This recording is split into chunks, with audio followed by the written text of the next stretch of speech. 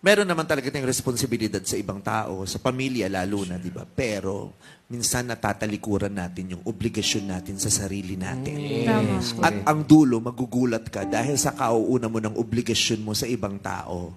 Di ba? Napabayaan mo talaga yung sarili mo. Tapos ang ending, ikaw yung hindi umasenso. Ano yan eh? Lalo na yung mga breadwinners. Breadwinner problem yan eh.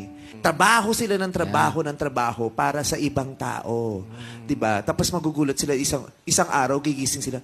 Tumanda ako, wala ako napundar for myself. Napag-iwanan. Kasi lahat ng pinagtrabahuhan ko pinaghahati-hatian nila. 'Di ba? At ang masakit pa, ang tagal ko na nagtatrabaho para sa kanila pero hindi pa rin sila umaasenso. Tapos hindi sila umasenso. Pagtingin ko sa sarili ko, ay hindi rin pala ako umasenso. Kaya dapat alam mo din, teka lang, kailan kayo hinto? Parang nagawa ko naman na yung dapat kong Obligasyon gawin, ko, pero oo. kailangan ako naman muna.